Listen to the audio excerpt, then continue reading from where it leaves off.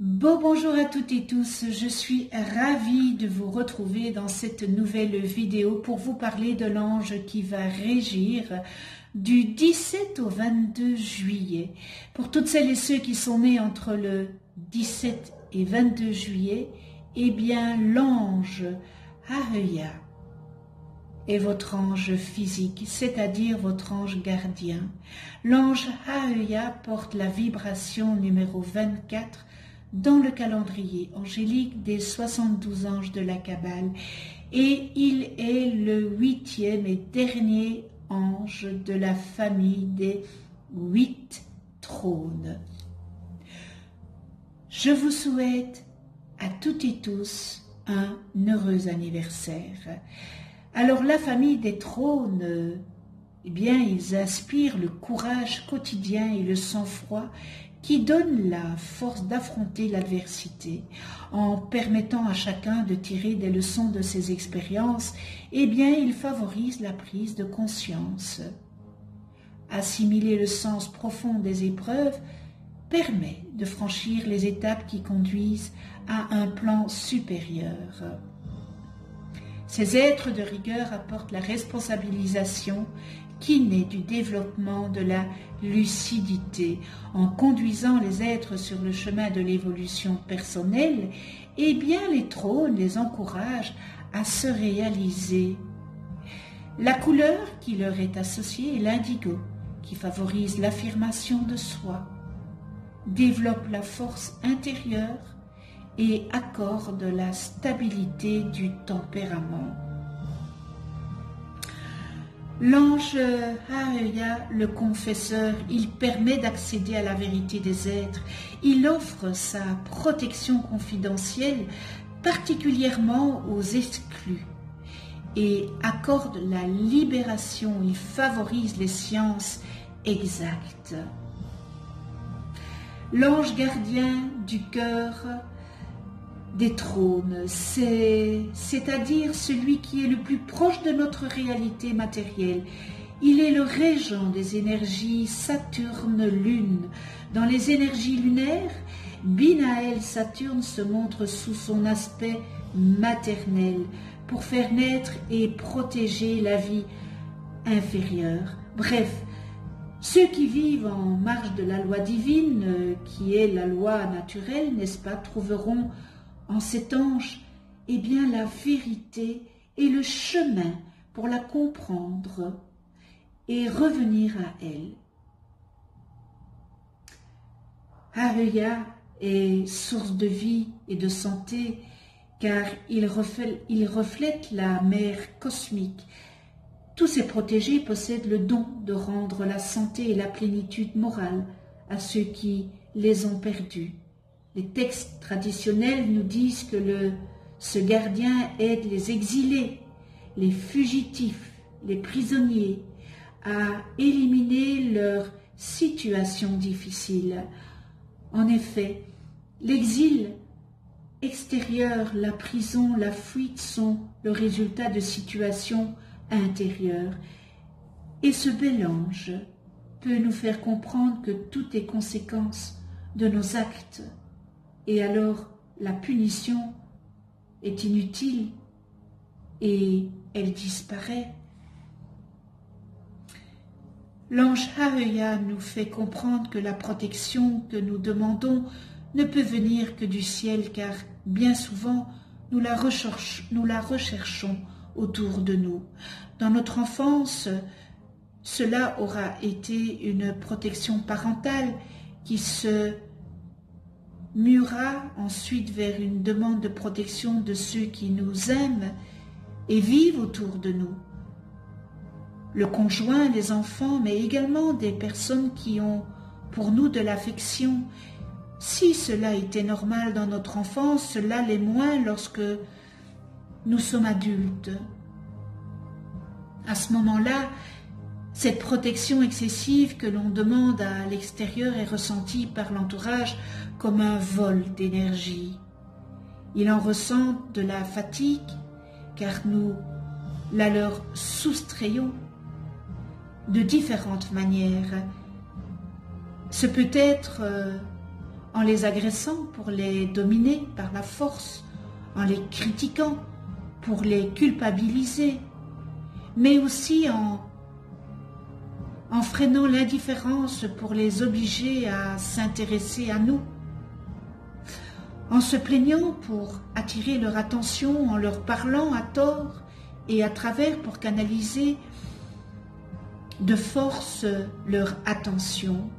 Ce vol d'énergie peut aussi se faire en les surprotégeant, c'est-à-dire en les étouffant de petites attentions qui ne leur sont pas vraiment utiles et nécessaires, ceci afin de les rendre redevables envers nous. Ça s'appelle de la manipulation. Tous ces petits stratagèmes ne sont faits que dans un seul but, obliger ceux qui nous entourent à nous protéger, nous aider, nous donner du temps et de l'attention pour nous.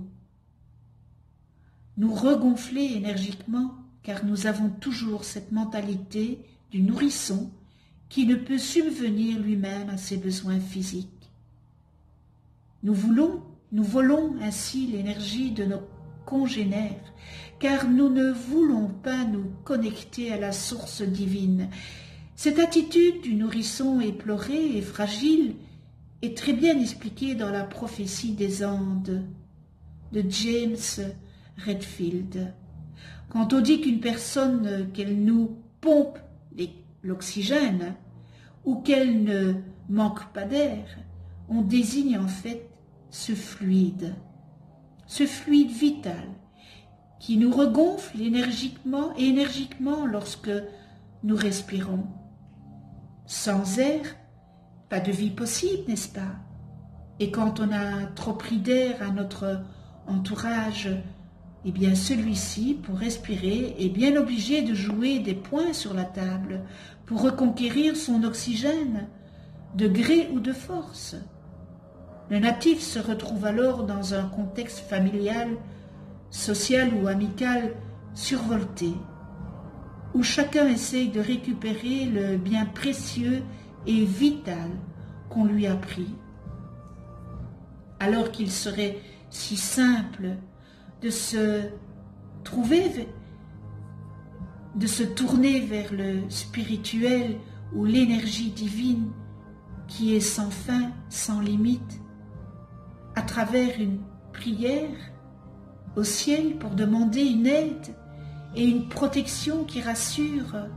Ainsi, cette protection qui rassure est infinie. Nous nous sentons protégés, entourés et aidés dans toutes les circonstances de la vie. La peur nous quitte, nous suivons notre chemin en faisant confiance au ciel et en cette aide qu'il peut nous apporter.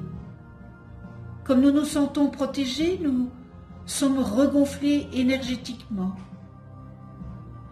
et nous pouvons la projeter sur autrui par la prière afin qu'il trouve aussi sa voie et devienne autonome. Alors ce bel ange Haeya permet de renforcer les tendances à la discrétion et à la serviabilité. Il donne aussi l'aptitude naturelle à la clémence et à la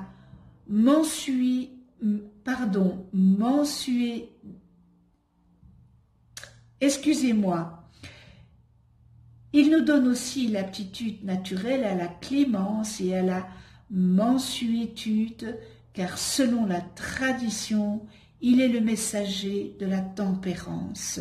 C'est un mot que j'emploie rarement, mansuétude, donc voilà le pourquoi. Je continue, cela ne l'empêche pas d'apporter à ses protégés un solide bon sens dont ils ont bien besoin, car leur qualité de médiateur les met quelquefois en danger dans la société. Au quotidien, il permet de s'adapter à l'effort et aux épreuves à surmonter. Il apporte aussi, ce bel ange Haeya, son soutien contre trop de nostalgie et contre le découragement ou l'envie de choisir la facilité plutôt que l'effort. Cet ange donne encore le calme et le sang-froid nécessaires aux grandes réalisations.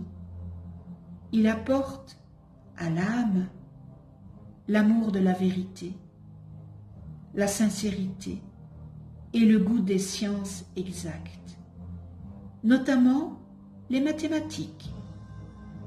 Cet ange associé à la lune maîtrise ce qui, dans le cerveau, participe de la profondeur de l'âme et de ses secrets. Ces protégés sont ainsi les gardiens des secrets qu'on leur confie à la manière des confesseurs religieux. Prière à ce bel ange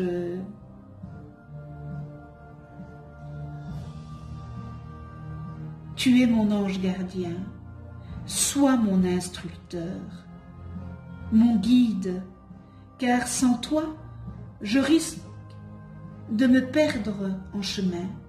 Tu m'as fait de telle manière que je ne peux que m'engager dans mes rêves, et même pour que mes rêves deviennent réalité, je pourrais attenter aux lois.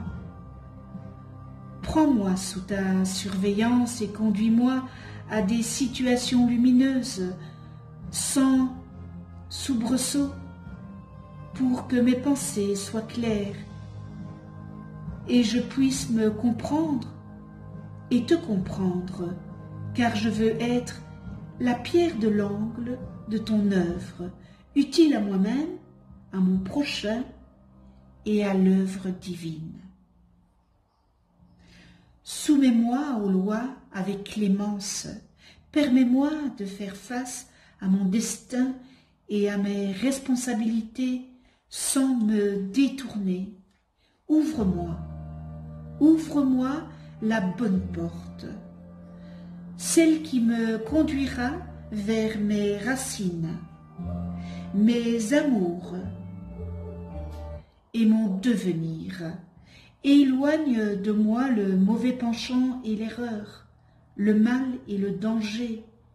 Insuffle dans mon fort intérieur le parfum de ton essence sacrée, qui protège de tout contretemps et qui conduit avec douceur vers un nouveau paradis terrestre, où coulent des rivières d'eau vive et où l'amour est roi.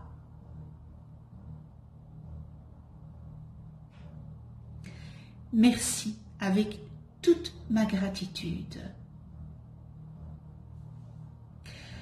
Nous en venons aux qualités et aux distorsions et nous retrouvons dans les qualités protection, police, armée, avocat, juge, avertissement en cas de danger, honnêteté, incorruptibilité, bloque le mal, rend juste, protège les exilés et les immigrés, protège contre les voleurs et les assassins, protège contre les forces démoniaques, protège contre les animaux nuisibles, protège contre les sortilèges et les maléfices, aide à retourner au pays d'origine, sincérité, aime la vérité, fin d'une période difficile, bonne intuition, capacité d'anticiper, de savoir à l'avance ce qui se passera, aide à accepter un jugement et à comprendre qu'il est en accord avec la justice divine. Et nous terminons dans les qualités actives le souhait de réparer les karmas qu'on a générés. Dans les distorsions, nous retrouvons problèmes relatifs à la protection, abus de pouvoir, police, armée et ou système juridique affecté par la corruption, difficulté à obtenir justice ou à l'appliquer, incompréhension du sens de l'épreuve, instabilité, incohérence, égarement, sentiment de vengeance, persécution, punition, fuite devant les responsabilités, indifférence, froideur émotionnelle, force démoniaque, vie de moyens illicites, pose des gestes illégaux, délinquant, criminel, récolte les fruits de la violence, fraude, vol, emprisonnement, et nous terminons dans les distorsions, victimes de la rigidité judiciaire.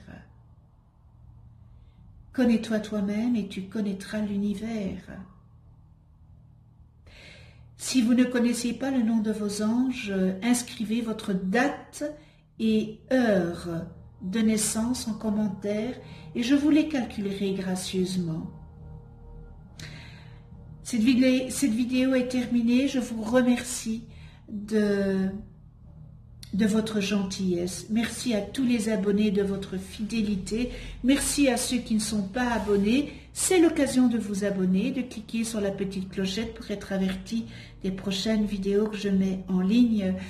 Vous allez voir apparaître une vidéo en haut à droite.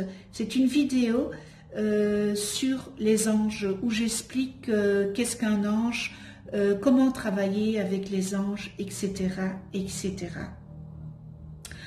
Alors on se retrouve pour une autre vidéo et ça sera avec l'ange Nithaya, porteur de la vibration numéro 25 dans le calendrier angélique de la Kabbale et qui régira du 23 au 27 juillet.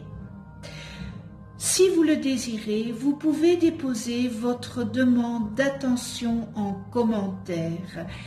J'allumerai une bougie pour vous.